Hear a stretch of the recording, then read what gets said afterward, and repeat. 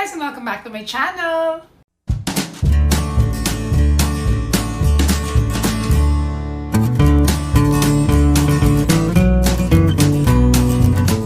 So, before we begin, nandito ulit ako, mamis, to remind you na hindi porke tayo mamis na, mami na lang, di ba? Dapat, lagi pa rin nating inaalagaan ang sarili natin para we look good and we feel good. Okay, so for today's video, as you can see from the title, this is actually parang comparing lang between the different variants of Johnson's Baby Milk Bath. So, syempre, for sure, bilang mga mommies, ito din talaga yung brand na parang pinakaalam natin para sa ating mga babies. And this is in no way sponsored. Diyos ko guys, how I wish. How I wish, sasabihin ko sa inyo, pero hindi. Naisip ko talaga na gawin to because na-realize ko na I've tried all the variants of yung Johnson's Baby Milk Bath. And meron akong na-realize na depende sa type, parang dun din kung yung nagtatagal yung amoy, kung babaho yung anak mo, or something, etc. etc. So, wag na nating patagalin. Uumpisahan ko na, and I will be reviewing them based from yung pinaka hindi ko masyadong bet at yung parang pinaka okay for me. Okay, so ang unang-una na medyo so-so lang for me is yung pinaka basic nila na Johnson's, Johnson's Baby Bath, na as in yung color blue, ito yung parang, di ba, dating-dati pa to kung matatandaan nyo. And actually, the reason kung bakit ito yung binibili ko, na dati bumibili ko ng malaking yung pouch nito or yung pang-refill na kagaya nito. Kasi siya yung pinaka-affordable. If I'm not mistaken, hindi ito lalampas ng 200 pesos for 600 ml. Parang nasa 198, parang ganon, or 194. So, kaya ako siya binibili. Tapos, same lang din naman siya, di ba, na yung no more tears, yung kahit malagyan yung mata, hindi maiiyak, di ba? Ganun siya ka-gentle. Tapos, yung smell niya, ito yung smell na sobrang mild, as in parang wala. Alam mo yung normal na amoy ng sabon na hindi masyado pang baby. Basta parang ganun yung smell niya. So, yan. So, for the longest time, ito yung ginagamit ko. And parang nung lumalaki yung anak ko, naiisip ko or nakikita ko sa kanya na parang yung smell niya hindi nagtatagal. Ibig ko sabihin, halimbawa, naligo siya. Tapos, after a while, pag konting pagpawisan na siya, alam mo yung anit niya, amoy pawis na, yung katawan niya, parang iba na yung smell. Alam mo yung hindi na siya pang baby. Alam mo yung parang pang bata na. And medyo hindi ko nagugustuhan. Kasi, well, I'm comparing this versus dun sa Johnson's na nagamit ko na nagsistick yung amoy.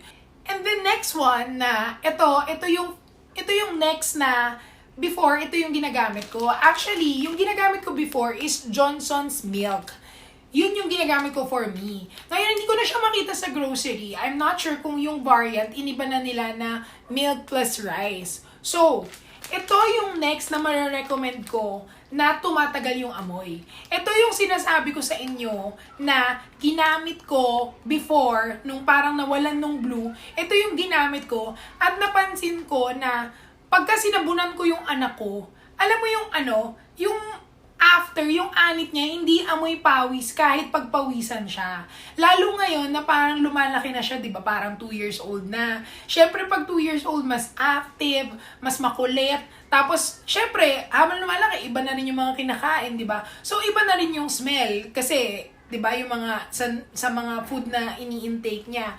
So, ito, na-realize ko na dapat na akong bumalik dito sa variant na to. Dahil, ayoko naman na parang pinaliguan ko yung anak ko, tapos alam mo yung konti mapagpawisan siya, parang hindi na siya amoy baby. O diba, ganun yung gusto natin. Yung parang dapat amoy baby pa din siya. So yan, ito gusto ko to. And ang maganda dito sa Milk Plus Rice, nakalagay dito na it helps skin feel soft and smooth. Okay, so it helps skin feels soft and smooth, diba? Kasi nga, kung matatandaan nyo, yung baby ko kasi is merong, alam mo yun, may skin condition na talagang parang dry, super dry.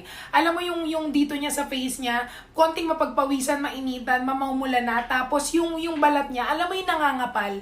Ganon. So feeling ko, itong blue So feeling ko, itong blue na variant, it also doesn't help. So, parang mas lalong nagda-dry. First time ko ma-experience na yung anak ko hanggang ngayon, ang tagal na nung skin niya. Before, hindi nung ito yung ginagamit ko.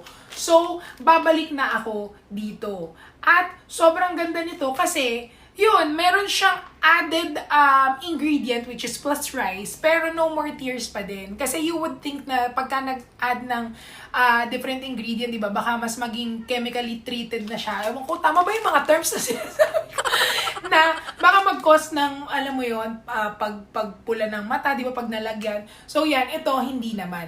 At ito is 247.50 pesos lang based sa pagbili ko kanina. And yung pinaka-okay na variant sa akin, actually, this is still the milk line. So, yun yung sinasabi sa inyo. Hindi ko alam kung yung milk, tinanggal na nila totally yung parang single line nila or single variant na milk. Tapos, nilagyan na lang nilang milk plus rice, milk plus oats. At ito ang pinaka okay for me. As in terms of smell, ganun din, sobrang tagal. Pareho naman sila halos nung milk plus pareho naman sila actually nung milk plus rice. I think yung milk line ganun talaga, parang mas nagsistick yung smell niya, mas hindi mangangamoy pawis, 'di ba? Kahit after maligo, kahit pagpawisan na feeling fresh pa din, smelling fresh, ganyan. Pero this one, kaya ako talaga to super duper mas okay. Kumbaga parang for me siya yung aking top of the line. Kasi yung oats, it helps restore dry skin. So, anong sabi ko, 'di ba? Yung anak ko meron ng extreme dry condition, extreme dry skin condition. Meron ngang ganun yung anak ko. So, ito talaga is ito legit, nakakatulong na mawala yung dryness niya. Alam mo, napansin ko, di ba yung sinabi ko kanina sa face. Napansin ko yung anak ko, pati yung mga dito niya, alam mo yung may, pag hinipo mong ganun, may magaspang kang mahihipo. Tapos titignan ko, hindi naman siya parang sugat or something. Talagang pag makita mo yung skin niya, grabe yung pagka-dry. And meron ulit kasamang wipes na libre. And this one is 264 pesos. Yun pala, in terms of consistency, ito ang thickest. Para siyang close na to lotion na mas malabnaw lang ng konti. Ito kasi very liquidy. Ayan o, pag nakita mo, talagang malambot yung consistency niya, yung galaw.